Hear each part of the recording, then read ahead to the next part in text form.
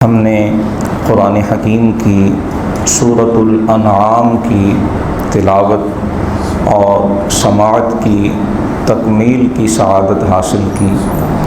دعا ہے کہ اللہ رب العالمین ہمارا پڑھنا سننا اپنی بارگاہ میں قبول و منظور فرمائے اور اسے ہمارے والدین اور ساری امت محبوب کے لیے مغفرت اور بخشش کا ذریعہ فرمائے۔ الانعام عربی زبان میں مویشیوں اور چوپایوں کو کہا جاتا ہے۔ یہ سورہ مبارکہ مکی ہے، ہجرت سے قبل اس کا نزول ہوا۔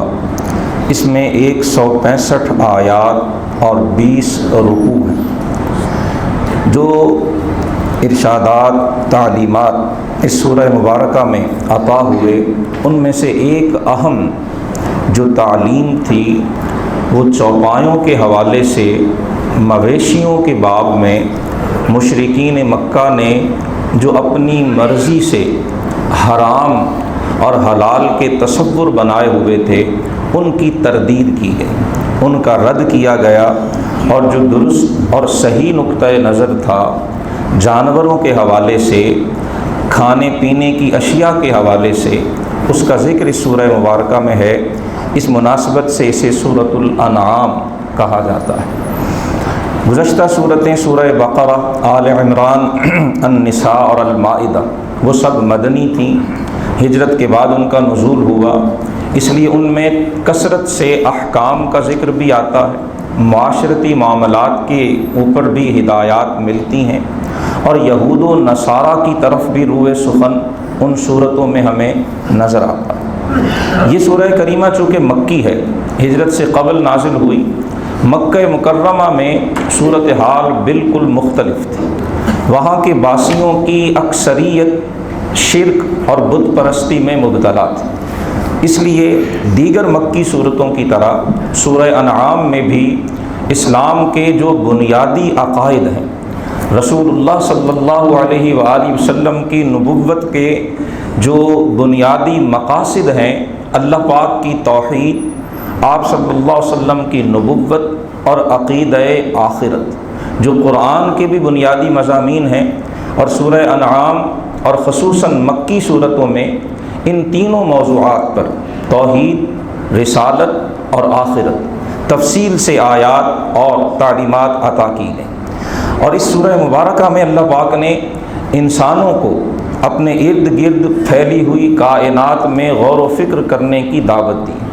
زمین و آسمان، سورج و چاند، دن اور رات، اندھیرا اور اجالا، باغات، نہریں، پھل پھول، انسان، جانور، چوپائے، فرمایا یہ ساری چیزیں پیدا کرنے والی ذات ایک اللہ وحدہ لا شریک کی ذات ہے، سو وہی اسی کو زیبا ہے اور وہی اس لائق ہے کہ اس کی عبادت کی جائے، اس کے سامنے سجدہ کیا جائے، اس کے حضور اپنی پیشانی کو جھکایا جائے۔ یہ تمہارے من گھڑت خدا، یہ تمہارے ہاتھوں کے بنائے ہوئے بت، یہ ہرگز عبادت کے لائق نہیں۔ یہ سورہ مبارکہ کا خلاصہ اور بنیادی مضامین۔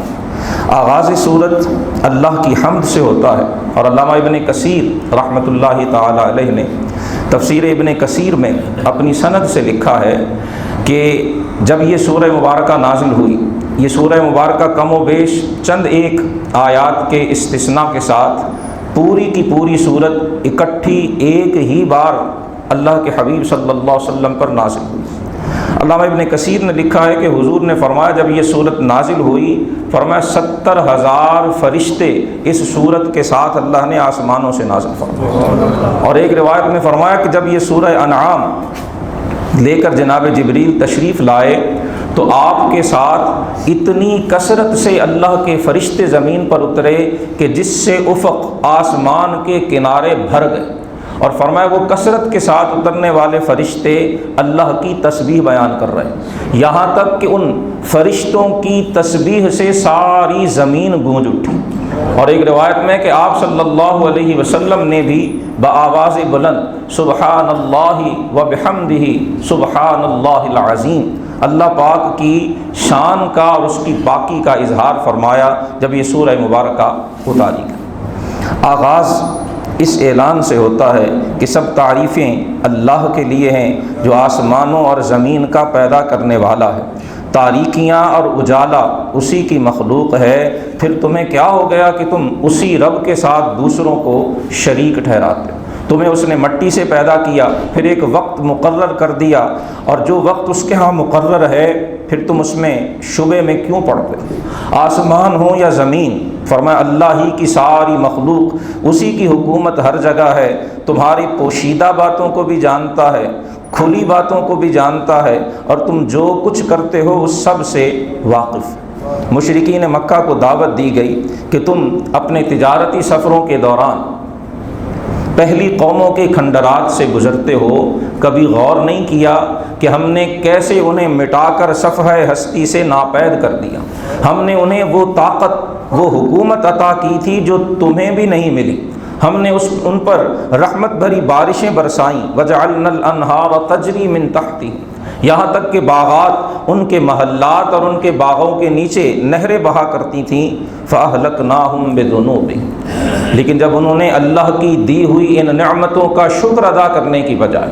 اللہ کے انبیاء کرام کی تعلیمات پر عمل کی بجائے انکار کا رستہ اختیار کیا، کفر کی راہ اختیار کی، اہلکناہم بذنوبہم، ہم نے انہیں ان کے گناہوں کی وجہ سے ہلاک اور برباد کر دیا۔ کیا ان کے ہلاک ہونے کے بعد اللہ کی زمین وہ ساری کی ساری جو ہے وہ بے آباد ہو گئی؟ فرمایا ہرگز نہیں، وَأَنشَأْنَا مِن بَعْدِهِمْ قَرْنًا آخَرِينَ، ان کے بعد ہم نے اور قومیں پیدا کر دیں۔ رب کی یہ دھرتی، رب کا یہ نظام یہ چلتا رہتا ہے، جب تک اسے منظور ہے یہ چلتا رہے گا۔ خوش بختی اس کی ہے جو اس کی ہدایات پہ عمل پیرا ہوتا ہے، اور بدبختی اور نحوست اس کا مقدر ہے جو اس کی ہدایات سے راہ فرار اختیار کرتا ہے۔ مشرکین آپ صلی اللہ علیہ وسلم سے الٹے سیدھے مطالبات کیا کرتے۔ آیا نمبر 7 میں ایک مطالبے کا ذکر ہے، وہ کہتے کہ ہم ایمان تب لائیں گے جب آپ پر آسمان سے ایک کتاب نازل ہو جس پہ سارے احکام اور وحی لکھی ہوئی ہو، فرشتہ ہمارے سامنے لے کر اترے، تب ہم مان لیں گے۔ اللہ پاک نے فرمایا اگر ہم ایک کتاب بھی اتار دیں، وہ کاغذ پہ لکھی ہوئی بھی ہو، اور اسے وہ اپنے ہاتھوں سے چھو کر بھی دیکھ لیں، مس بھی کر لیں کہ ہاں یہ کتاب اتری ہے، تو پھر بھی وہ یہ کہیں گے ان ھذا الا سحر مبین۔ فرمایا یہ ایمان لانا چاہتے ہی نہیں۔ اگر ان کے من چاہے مطالبات بھی ان کو دے دیے جائیں، وہ معجزات دکھا بھی دیے جائیں، تب بھی یہ نہیں مانیں گے، یہ پھر بھی کہیں گے کہ یہ تو کھلا جادو۔ کبھی وہ کہتے کہ ہم پر کوئی فرشتہ کیوں نہیں اتارا جاتا، آپ تو انسان ہیں، دیگر مکی صورتوں میں بھی آئے گا۔ وہ بار بار اس بات پہ تعجب کا اظہار کرتے تھے، ابشر الرسول، کیا ایک بشر انسان بھی رسول ہو سکتا ہے؟ فرشتہ رسول ہونا چاہیے۔ اللہ کا فرشتہ اگر اتر کر آئے آسمانوں سے، آ کر ہمیں کہے کہ ابو جہل ابو لہب سرداران مکہ ایمان لے آؤ، تو ہم مان لیں گے۔ اللہ پاک نے فرمایا وَلَوْ أَنزَلْنَا مَلَكًا لَقُضِيَ الْأَمْرُ، اللہ کے لیے یہ ناممکن نہیں ہے، لیکن تم ایسے نادان ہو، تم سمجھتے نہیں۔ اگر ہم فرشتہ اتار دیں، فرشتے کو اترتا دیکھ کر، اس کی بات سن کر بھی اگر تم ایمان نہ لائے تو لَقُضِيَ الْأَمْرُ، پھر داستان ختم ہو جائے گی، پھر بساط لپیٹ دی جائے گی، پھر کسی کو مہلت نہیں ملے گی، ثُمَّ لَا يُنظَرُونَ، اور کسی بھی قسم کا پھر انہیں وقت نہیں دیا جائے گا۔ سو یہ اللہ کی حکمت ہے کہ اس نے اپنا حبیب صلی اللہ علیہ وآلہ وسلم بشریت کے روپ میں تمہارے درمیان بھیجا ہے، جسے رحمت للعالمین بنایا ہے، سو ان پر ایمان لے آؤ، اسی میں تمہارا بھلا ہے۔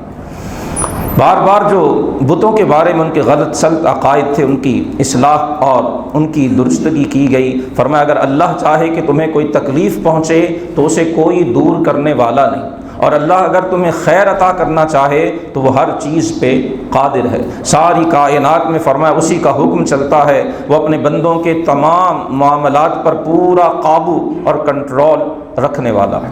مشرکین جس طرح آپ صلی اللہ علیہ وسلم کو تنگ کرتے، طرح طرح سے اذیتیں دیتے، تکلیفیں دیتے، ان کا ذکر کیا گیا۔ آیا نمبر 33 میں فرمایا کہ ہم جانتے ہیں جو کچھ وہ کہتے ہیں اس سے آپ کو دکھ ہوتا ہے، آپ کا دل غم زدہ ہوتا ہے، لیکن اے حبیب یہ آپ کو نہیں جھٹلاتے، یہ ظالم تو اللہ کی آیتوں کا انکار کرتے ہیں۔ آپ کو صبر کی تلقین فرمائی گئی، تسلی دی گئی کہ آپ سے پہلے رسولوں کے ساتھ بھی یہ ہوا، انہوں نے صبر کیا، سو آپ بھی صبر کا دامن تھامے رکھیے، کامیابی اللہ نے آپ ہی کا مقدر فرمائی۔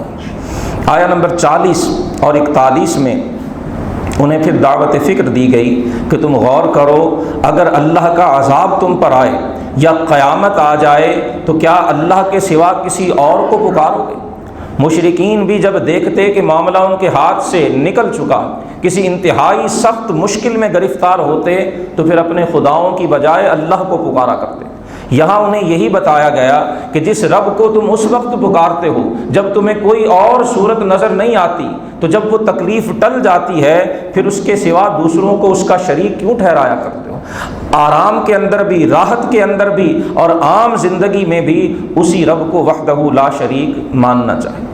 بتا دیا گیا کہ مصیبت و تکلیف میں صرف خدا کو یاد کرنا، راحت و آرام میں اسے بھول جانا، یہ مشرکین کا وتیرہ تو ہو سکتا ہے، اہل ایمان کا یہ طریقہ ہرگز نہیں۔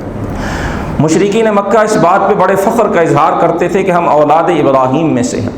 اس سورہ مبارکہ کے اندر آیا نمبر 74 سے لے کر آگے کئی آیات میں حضرت ابراہیم علیہ السلام کے بارے میں تفصیل سے بتایا گیا کہ جناب ابراہیم علیہ السلام کا عقیدہ کیا تھا اور ان کا انداز فکر کیا تھا۔ فرمایا تم اولاد ابراہیم ہونے کے دعوے دار تو ہو، لیکن جناب ابراہیم تو وہ تھے کہ جنہوں نے اپنے چچا آزر کو بھی بت پرستی سے روکا، ان کی اپنی قوم کو بھی منع کیا اور کہا کہ یہ کھلی گمراہی ہے۔ وہ لوگ چاند اور سورج اور ستاروں کی پرستش کرتے تھے۔ حضرت ابراہیم علیہ السلام نے ان تمام چیزوں میں غور و فکر کیا۔ سورج، چاند اور ستارے یہ ایک مقررہ وقت کے لیے روشن ہوتے ہیں، پھر تاریک ہو جاتے ہیں۔ حضرت ابراہیم علیہ السلام نے ان ساری باتوں کا رد کرنے کے بعد فرمایا انی بریء مما تشرکون۔ چاند، سورج، ستارے یا دیگر مظاہر فطرت ہوں، وہ سب کے سب اللہ کی مخلوق ہیں، میں اس رب کو مانتا ہوں جو ان سب کا خالق ہے۔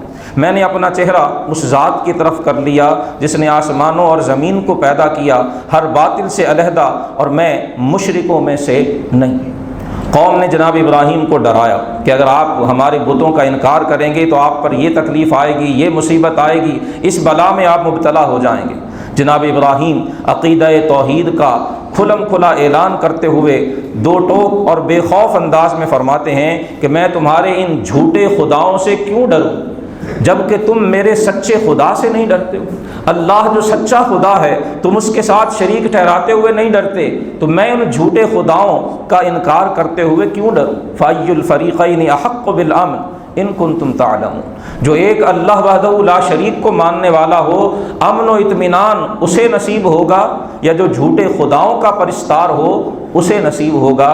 تم خود فیصلہ کرو اگر صاحب علم۔ اسی سورہ مبارکہ کے 10ویں رکوع میں اللہ سبحانہ و تعالیٰ نے اپنے کئی ایک عظیم المرتبت، جلیل القدر انبیاء کرام، مرسلین اعظام کا ذکر خیر فرمایا اور مشرکین مکہ کو متوجہ کیا کہ یہ سارے کے سارے عقیدہ توحید کے علم بردار تھے، یہ توحید کی دعوت دینے کے لیے اور شرک سے روکنے کے لیے آئے تھے، اور یہی کائنات کا سب سے بڑا سچ ہے۔ 8ویں پارے کا آغاز بھی اسی چیز سے کیا گیا کہ اگر فرشتے بھی ان پر اتار دیے جائیں، قبروں سے نکل کر مردے ان کے ساتھ گفتگو کر لیں، وہ قبروں سے نکل کر انہیں بتا دیں کہ محمد صلی اللہ علیہ وسلم حق ہیں، قرآن حق ہے، اور جو یہ مطالبہ کریں ہر مطالبہ پورا کر دیا جائے تو یہ پھر بھی ایمان لانے والے نہیں ہیں۔ وَلَكِنَّ أَكْثَرَهُمْ يَجْهَلُونَ، ان میں سے اکثر جہالت کے اس پاتال میں گری ہوئی ہے کہ جہاں انہیں ہدایت کا نور نصیب ہی نہیں ہوتا۔ سو ان مطالبات کی وجہ ہدایت قبول کرنا نہیں ہے، بلکہ صرف اور صرف بحث اور تکرار کی وجہ سے یہ ایسی باتیں کرتے ہیں۔ آیا نمبر 124 میں ذکر کیا گیا کہ بعض اوقات مشرکین یہ کہتے کہ ہم تب ایمان لائیں گے جب ہم پر بھی اسی طرح وحی آئے جیسے محمد صلی اللہ علیہ وسلم پر آتی۔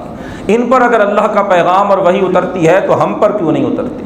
اللہ پاک نے آیا نمبر 124 میں اعلان کر کے بتا دیا، اللہ اعلم حیث یجعل رسالتہ، اللہ بہتر جانتا ہے کہ منصب رسالت کسے عطا ہونا۔ تمہیں خبر ہی نہیں ہے محمد مصطفیٰ کی شان کیا ہے، تمہیں پتہ ہی نہیں کہ اللہ کے رسول کا مقام کیا ہے، تم پاکیزگی اور طہارت کی ان اعلیٰ جو کردار اور وہ اعلیٰ شانیں ہیں ان سے واقف ہی نہیں ہو جس طہارت اور پاکیزگی پر اللہ کے انبیاء اور مرسلین اعظام ہوا کرتے ہیں۔ فرمایا یہ رب کے فیصلے ہیں، یا کسی کی مرضی یا مطالبے پہ ادا نہیں ہوا کرتے۔ پھر آگے اسی سورہ مبارکہ کے 16ویں رکوع سے جو ان کے غلط سلط عقائد تھے، وہ بعض جانوروں کو اپنی مرضی سے حرام ٹھہرا لیتے، بعض کے لیے کہتے کہ یہ عورتوں کے لیے حلال ہے، مردوں کے لیے حرام ہے، اور بعض کو اس کا الٹ سلٹ کرتے، ان ساری چیزوں کی تردید کی گئی۔ فرمایا جانور سب اللہ ہی نے پیدا کیے ہیں، اور یہ جو عام حلال جانور ہیں ان کے 8 جوڑے ذکر کیے گئے، بکری کا بکری اور بکرا، بھیڑ اور بھیڑا، اور اسی طرح سے کر کے اونٹ اور گائے، ان سب کا ذکر کر کے فرمایا گیا کہ یہ 8 جانور بنتے ہیں، بتاؤ ان کے نر حرام ہے یا مادہ حرام ہے، یا جو مادہ کے پیٹ میں ہے وہ حرام ہے؟ اور اگر تم کہتے ہو حرام ہے تو نبئونی بعلم، کوئی دلیل تو لے کے آؤ، کیا دلیل ہے ان کے حرام ہونے کی؟ یہ کیسے ہو سکتا ہے کہ ایک قسم کا اونٹ حلال ہو اور دوسری قسم کا اونٹ حرام ہو، ایک قسم کی بکری حلال ہو اور دوسری قسم کی حرام ہو؟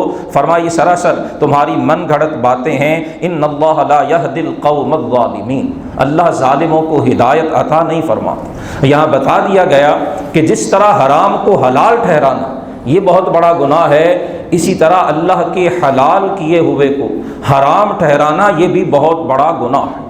اور پھر تفصیل بتائی گئی کہ حرام جو چیزیں ہیں وہ چند ایک ہیں جن میں مردار ہے، بہتا ہوا خون ہے، خنزیر کا گوشت ہے، یا جس پر ذبح کے وقت اللہ کے سوا کسی اور کا نام لیا جائے، اور چند ایک چیزیں احادیث میں آپ صلی اللہ علیہ وسلم نے ارشاد فرما دیں۔ شریعت کا منشا اور اصول یہی رہا ہے کہ حرام کا ذکر کر دیا جاتا ہے، حلال کو ایک ایک کر کے گنا نہیں جاتا۔ لہٰذا جو کسی چیز کے حلال یا جائز ہونے کے لیے دلیل کا طلبگار ہے اسے غور کرنا چاہیے، یہ طلب اور یہ انداز قرآن کے اسلوب کے مطابق نہیں۔ پھر اسی سورہ مبارکہ کے 18ویں رکوع میں اللہ پاک نے فرمایا کہ اصل جن چیزوں سے بچنا چاہیے وہ شرک ہے، والدین کی نافرمانی ہے، کسی بے گناہ کو قتل کرنا ہے، اور خصوصاً اولاد کو وہ بھوک کی وجہ سے، افلاس کی وجہ سے قتل کرتے تھے۔ فرمایا اصل یہ حرام ہے جسے چھوڑنا چاہیے۔ اسی طرح بے حیائی کی باتیں کھلی ہوں یا پوشیدہ ہوں انہیں چھوڑنا چاہیے۔ یہ چیزیں وہ ہیں جن سے بچنا انسان کو اللہ کا قرب عطا فرماتا ہے۔ یتیم کا مال ناحق کھانے سے منع کیا گیا، ناپ تول میں انصاف کو پیش نظر رکھنے کی تلقین کی گئی۔ جب بھی فرمایا بات کرو عدل کے ساتھ کرو، بھلے وہ تمہارے اپنے رشتہ داروں کے خلاف ہی کیوں نہ ہو، اپنے قریبیوں کے خلاف ہی کیوں نہ ہو، اللہ سے کیے ہوئے وعدے کو پورا کرو۔ یہ سب ذکر کر کے فرمایا ان ھذا صراطی مستقیما، یہ ہے میری سیدھی راہ جس کی میں دعوت دیتا ہوں، فاتبعوہ، اسی کی پیروی کرو۔ یہ ساری باتیں ارشاد فرما کر پھر سورہ مبارکہ کے آخر میں آیا نمبر 162 میں توحید کا جو نقطہ کمال ہے وہ یوں ذکر کر دیا، قل ان صلاتی و نسکی و محیای و مماتی للہ رب العالمین۔ اے حبیب آپ اعلان فرما دیجئے میری نماز، میرے تمام مناسک، میرا جینا اور میرا مرنا اللہ کے لیے ہے جو سارے جہانوں کا پروردگار ہے، اس کا کوئی شریک نہیں۔ اسی کا مجھے حکم دیا گیا اور میں سب سے پہلے اسلام لانے والوں اور اللہ کی اطاعت کرنے والوں میں سے۔ دعا ہے کہ اللہ سبحانہ و تعالی اس سورہ مبارکہ کا صدقہ ہمیں بھی ذوق توحید نصیب فرمائے، اور توحید کے جو اولین تقاضا اطاعت الہی اور اطاعت مصطفی ہے، اللہ پاک ہمیں اس کی توفیق نصیب فرمائے۔